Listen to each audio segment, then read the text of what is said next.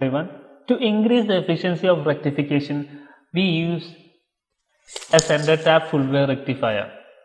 In a center tap full wave rectifier, we use two diodes, a center tap transformer and a load resistance, as you can see from the circuit diagram. Now let us learn to construct a full wave rectifier from a half wave rectifier circuit. To construct a full wave rectifier, we are going to connect a diode parallel to the diode already present in the circuit. This, we have to make sure that the two diodes are connected to the each end of the transformer output, and the load resistance, one end of the load resistance is taken out from the center tap of the transformer.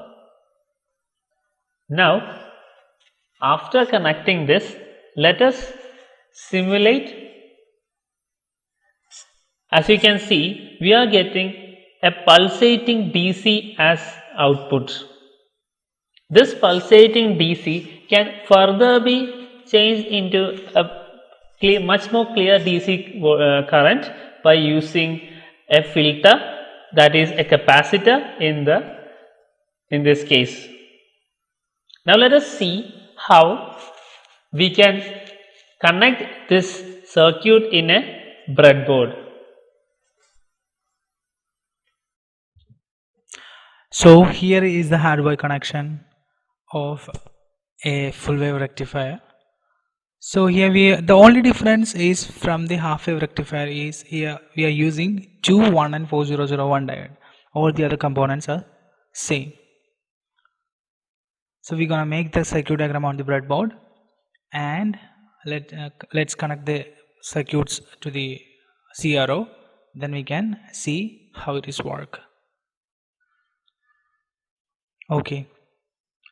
So take the diodes and arrange it is on the breadboard as per the circuit diagram.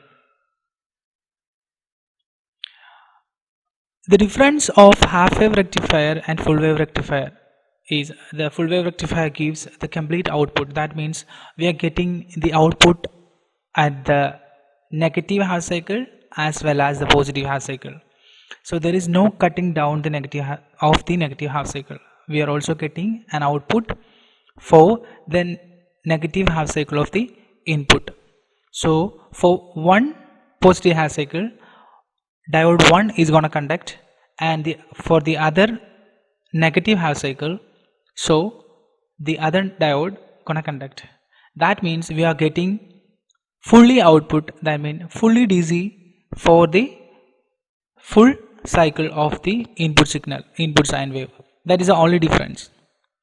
The intention, as I already said, the intention of the capacitor is to minimize the ripple factor as much as possible.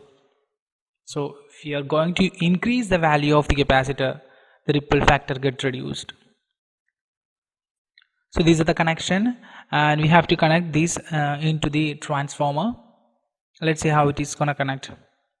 I'm taking two end of the transformer, secondary of the transformer, and connecting to the positive of the each diode, and this center tap goes to the negative terminal of the circuit.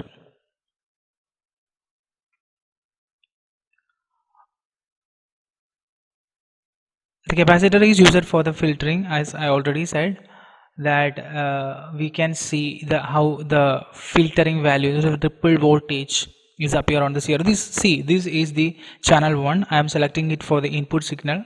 Let's see the input sine wave signal. I'm putting the voltage per division in 5 volt and the time per division in 2 millisecond. This is the channel 1. For channel 2, I use it for the output terminal, and here the output volt per division is also is 5 volt per division, 5 volt per division, right? Yeah, volt per division is 5, and this is the output of the full wave rectifier, which I am taken across the capacitor, across the load resistance. If you're going to take the output from across the capacitor, we only see the ripples. See, this is a DC output, right? So there is no half cycle rejection for the complete cycle. That means a full wave rectifier. We are getting the complete output. That means there is no rejection of the input negative half cycle. One diode is conduct at the positive half cycle of the input, and the other diode is conduct the negative half cycle of the input. So from CRO, we have the maximum value of output voltage, that is equal to 9.5 voltage. Maximum value of voltage is 9.5 voltage. So from that we can calculate the RMS value of voltage, that is equal to Vrms equal to Vm by root 2, which is equal to 9.5 divided by root 2, which is equal to 6.7175. Next step is to calculate the VDC. VDC equal to 2 Vm divided by pi, which is equal to 9.5 into 2. See, this is a full wave rectifier. That's why we are taking the multiple factor in is 2 into the maximum voltage of the 2 into the maximum voltage, right? So that's why the factor 2 is here. So 2 into 9.5 divided by 3.1415, which is equal to 19 divided by 3.1415, which is equal to 6.080. Now we can calculate the value of ripple factor, which is equal to root of Vrms divided by VDC the whole square minus 1. So putting the value of Vrms and VDC, root of 6.7175 divided by 6.0480 whole square minus 1. So we are getting root of 1.1106 the whole square minus 1, which is equal to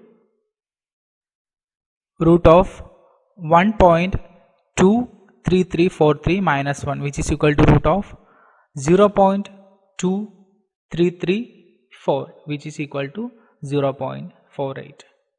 This is the value of the ripple factor of a full wave rectifier without filter.